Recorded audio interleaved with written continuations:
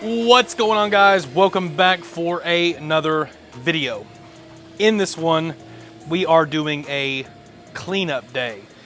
We pulled all of the stencils out of the trailer. These are just a few that we had. Scraping them off, getting everything ready for next week. Pulled the machines out, and kind of just cleaning the equipment up, getting the machines filtered out, scraping off stencils, cleaning up everything, so on and so forth. As you can see, the inside of the striping trailer has experienced a lot of paint spills.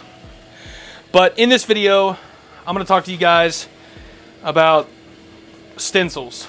There are a lot of comments that I see about people asking about stencils, how to clean them, so on and so forth. I know a lot of guys put WD-40 or let them sit out in the sun, bake real hot, and then peel them.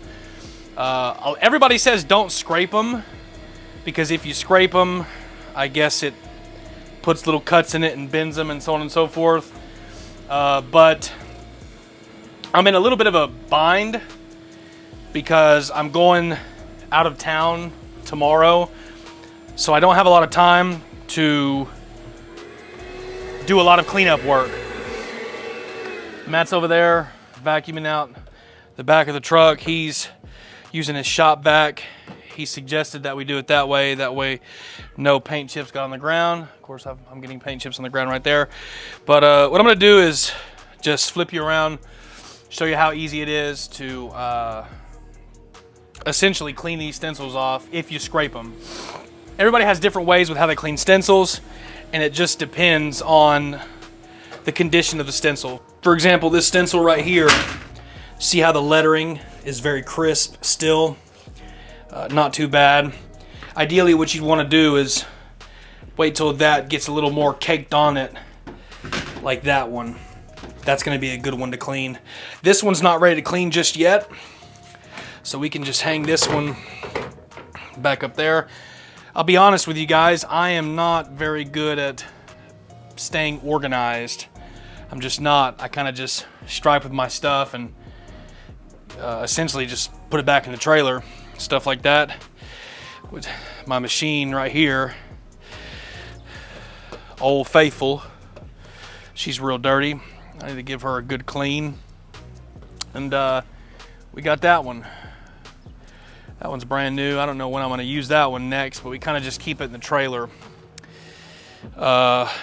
if we're doing smaller jobs. Lately, we've been doing a lot of Scooter's coffees, so there's not really been a need to really break out a heavier machine. So, but with this stencil right here, see how it was caked on, and essentially you can just bend them. See how that's coming off? You can just put a little bit of pressure on it. You can just put a little bit of pressure on it. So see that right there? You should be able to just, you know, peel this off. See? It's coming off. You know, there are some areas. So for the most part, I mean, I wouldn't just, you know, go to town on a scraper unless you're kind of cleaning out the lettering. You want that lettering to be clean, because when you go to stencil, if there's residue that's caught, you know, if there's residue that's caught in between the lettering, the stencil's not going to come out crisp. So we have this one right here. It's really bad towards the no parking area. So that one's pretty much ready to clean. But see, stuff like that, so, you know, that's what I was talking about in the letters. If it's not, you know, that's, you need to scrape that off. But like, let's bend this one. I'll show you. Kind of hard to hold it with my phone. So we bent it. See what I mean? And it's chipping away a little bit, but I've been using inverted spray cans with these, and then I've been using spray cans, but the other day there was a lot of fire lane and I didn't want to do a paint change, so essentially I just started stenciling with my white paint that I had left over.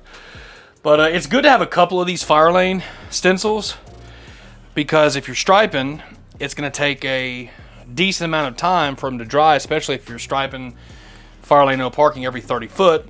So it's good to have a couple of them, and you want to definitely clean them out. I got these stencils from Same Day Stencils. It's that HDPE quality, and I like them. It's a lot different than this quality. And what's interesting is I paid more for lesser quality than I did with that quality. I'm very satisfied with those type of stencils. So anyways, guys, we've got a drive-through stencil and some handicap stencils. Gonna get those cleaned up for next week. A very good amount of striping booked on the schedule, but we also have some seal coating. We're gonna do a job where we seal coat a 11,000 square foot parking lot. Probably next Friday I'll go to the lot and then wash off the asphalt and then cone it off, let it dry overnight, and then come back the next morning and then seal it, and then let it cure for Saturday, all day Sunday, come back and stripe it at night. So I'm definitely gonna update you guys with that, but kind of like a prep day, different kind of video, just talking about stencils and prep.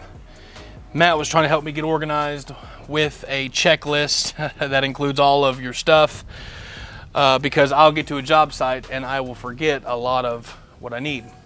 Anyways, so thanks for watching, guys. Don't forget to like this video and then leave a comment down in the comment section. Are you organized? Is all of your stuff real nice and neat put together? What's a system that you have implemented within your striping trailer that will that kind of helps the workflow go a lot easier? Let me know in the comment section. All right, see you in the next one.